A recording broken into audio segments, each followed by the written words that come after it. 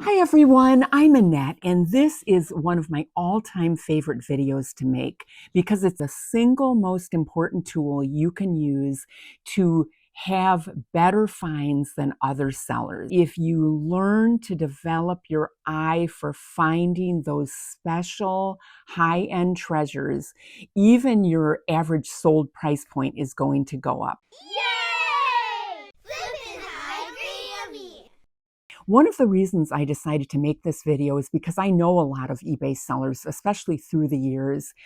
Sometimes I watch others on TikTok or YouTube and see what other people find, but I've noticed that I only know of several who actually have what I consider an eye for the special high-end treasures that maybe they didn't even know what it was, but they had that eye, so they discovered it anyway.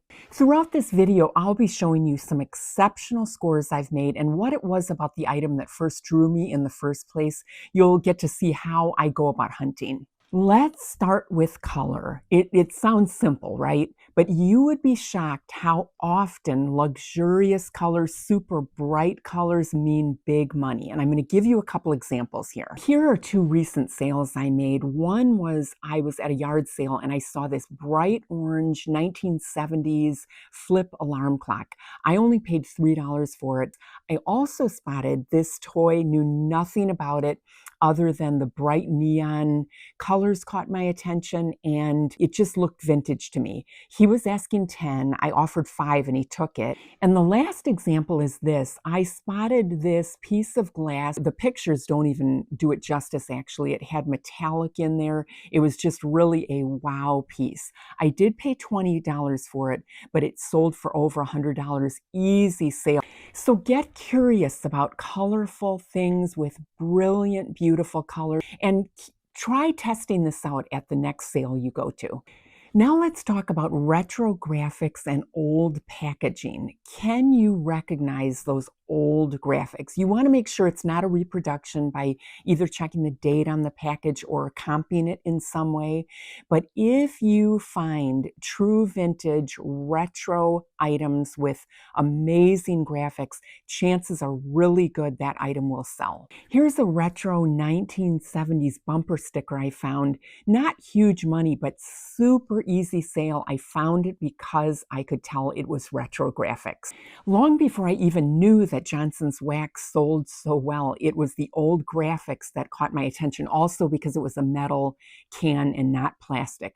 I've probably sold 10 cans by now. Always keep an eye out for that. This next one is amazing. And did you even know that there's a lot of collectors that collect things not even for the item, but for the graphics alone. One of the best examples is Yardley Makeup. It was a 1970s production, and about 3 years ago, I would say, I sold a lipstick set for like $350. It was even kind of beat up. I don't sell a lot of books because my knowledge is somewhat limited on the category, but at the last sale, I did a video of this bulk buy I did. This was also part of the bulk buy. These graphics caught my eye. They're 1970-ish, and look at the sold listing on this one. And the last example I have is this poster I just sold, which really it was a combination of the colors and the graphics caught my eye. Check out the sold price. Now we've reached the most important aspect to identifying high-end items, and that is quality elements, which is pretty basic, but I'll go over them. And the other is quality craftsmanship. You can get a trained eye to identify that craftsmanship. Okay, now first of all, can you actually identify real leather and suede and crystal, real rhinestone crystals, and velvet and silk and sterling silver? If you can easily identify those elements, that will be your first giveaway on a higher end treasure. I'll get to learning about the higher end workmanship in just a minute, but honestly, you should be testing yourself. If you don't know, like the back of your hand, what sterling is and what crystal is, test yourself. At the next sale, pick up something you think is sterling, check the back, is it really sterling? And do that with crystal and leather, check the label.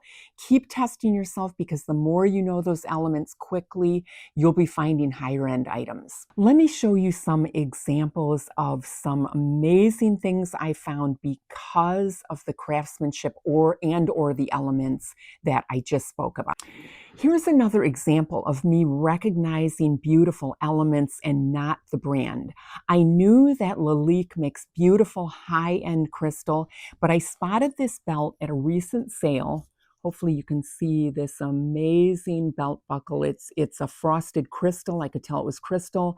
I noticed how it was set perfectly and the stitching on the leather was beautiful. And then I noticed it was Lalique on the back.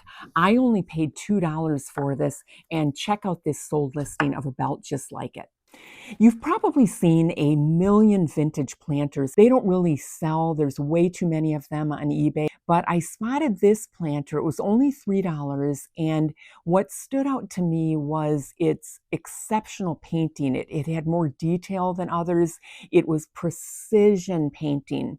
It was much smoother than a lot of the more rough planters. So I knew it had to be more valuable. I also found these three little bunnies at a sale one time, and actually they were thrown in with a bunch of old junky toys, but I noticed that the faces looked like they were silk.